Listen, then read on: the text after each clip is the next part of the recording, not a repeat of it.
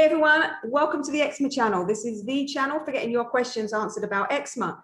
Now, I did promise if people contact me and ask me questions that I will do my best to post videos on those topics that you've requested. And I've had a lot of people ask me to post videos to help their children with eczema. So this video is how to stop your children from scratching fast without using steroids. So how to stop them itching fast. So I know what it's like because I've been there. I've had 4 kids with eczema, and I've been in that situation where I'm hearing myself say, stop scratching, leave it alone, no, don't do that. And I thought I have to find a better way, because I don't want to be nagging them constantly to stop scratching when it's really not their fault. They are being tormented by this constant unbearable itch, and they just want to alleviate that itch. And if we're constantly on them all the time, stop scratching, we put them in a position where we increase their stress because they feel like they're trapped in this sensation of being terribly itchy, and they're not allowed to do anything about it. So it takes away their control, and that can cause psychological issues as well. So I want to let you know what my best techniques are. But first, I just want to address something that I've seen a lot in eczema forum groups and people advocating a certain piece of advice where they're saying that if your children are itchy, let them scratch, even if they bleed. That if they scratch until they bleed, it releases toxins from the body and it's healthy for them. This is not true. Please do not let your kids scratch until they bleed. It is not healthy. It does not release toxins from the body.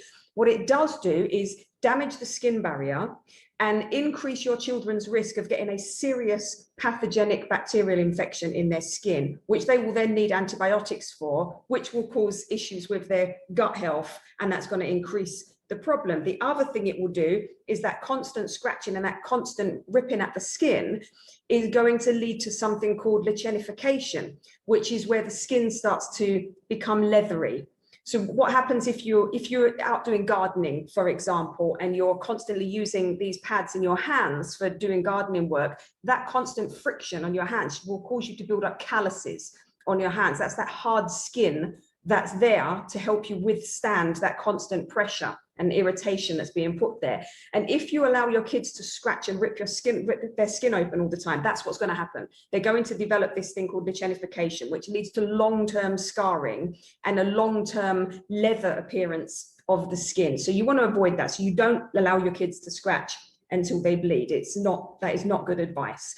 So how do you stop them from itching effectively? The best way is one of the old-fashioned things. It's been around for many, many years that we use for inflammation. And it's so simple, it just doesn't cease to amaze me that doctors don't tell parents to do this, is to put a cold pack on the area. It just sounds so simple, and it really is effective. It works for eczema, it works for hives, it works for insect bites. If you injured yourself, one of the first things that you would do is to put a cold pack on it to reduce the inflammation. It works the same way with eczema. Eczema flares are being caused by the immune cells triggering a response under the skin, which is making that itch. If you cool the area, you reduce the blood flow to the area.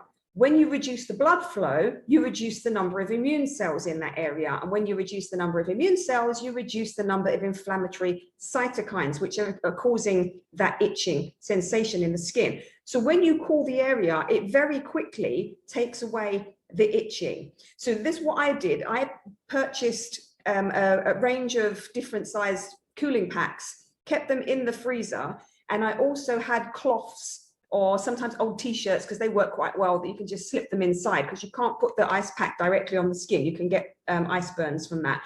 So you make sure you wrap it in a cloth and then you put it on to the area. And it doesn't take long before your kids pick up that that's what they need to do. And then they have autonomy. They have a way of managing their eczema, which gives them a sense of control. When they feel really itchy, they say, oh, Mom, I'm going to go get an ice pack. And you say, that's fine. And they're allowed to go and get it and help themselves, and make sure that they know where they are. You keep them in the safe place, the same place, and the same place for the cloths as well, that they can easily get that too.